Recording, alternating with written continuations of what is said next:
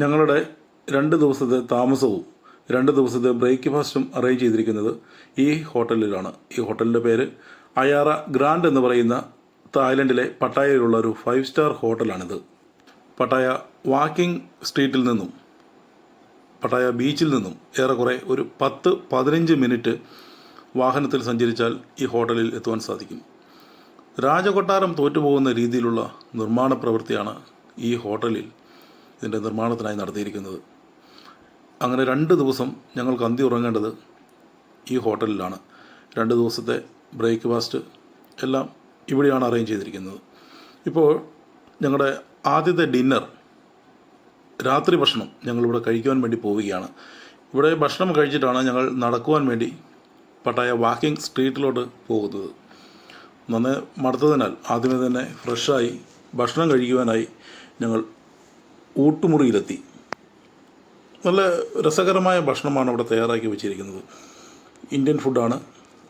ചോറും ചിക്കൻ കറിയും സാമ്പാറും പായസവും പിന്നെ സാധാരണ നമ്മൾ കാണുന്ന പോലെയുള്ള വെജിറ്റബിൾസും എല്ലാം അവിടെ തയ്യാറാക്കി വെച്ചിട്ടുണ്ട്. ഇതിലേത് ആദ്യം എടുത്ത് കഴിക്കണമെന്ന ഒരു ആശങ്കയിലായിരുന്നു ഞാൻ.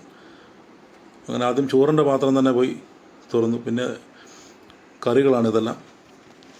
അങ്ങനെ ഞങ്ങളുടെ ആദ്യത്തെ ഡിന്നർ ഇവിടെ കഴിച്ചു. എല്ലാവർക്കും വളരെ ഇഷ്ടപ്പെട്ടൊരു ഭക്ഷണമായിരുന്നു ആദ്യ ദിവസം തന്നെ ഞങ്ങൾക്ക് ലഭിച്ചത്. ഈ ഹോട്ടലിലത്തെ ജീവനക്കാരും ഈ ഹോട്ടലിലത്തെ വൃത്തിയും അതുപോലെ തന്നെ നല്ലൊരു അന്തരീക്ഷമാണ് അവിടെ. സ്വിമ്മിംഗ് പൂൾ അടക്കമുള്ള എല്ലാ സംവിധാനങ്ങളും ഈ ഹോട്ടലിലുണ്ട്. പക്ഷെ ഞങ്ങൾക്ക് സ്വിമ്മിംഗ് പൂളിൽ ചാടുവാനുള്ള സമയം കിട്ടിയില്ല. രാവിലെ സൈറ്റ് സീയിങ്ങിന് ഇറങ്ങിയിട്ടുണ്ടെങ്കിൽ വന്ന് ഹോട്ടലിൽ കയറുമ്പോൾ രാത്രിയാവും. പിന്നെ ബാത്റൂമിൽ നിന്ന് കുളിക്കുക അല്ലാണ്ട് സ്വിമ്മിംഗ് പൂളിൽ പോകുന്നതിനുള്ള സമയം കിട്ടിയില്ല എന്നതാണ് സത്യം. അങ്ങനെ ഭക്ഷണമെല്ലാം കഴിച്ച് ഞങ്ങൾ ഹോട്ടലിൻ്റെ പുറത്തിറങ്ങി. ഇതാണ് ആ ഹോട്ടലിൻ്റെ പുറമേ നിന്നുള്ള ദൃശ്യങ്ങൾ.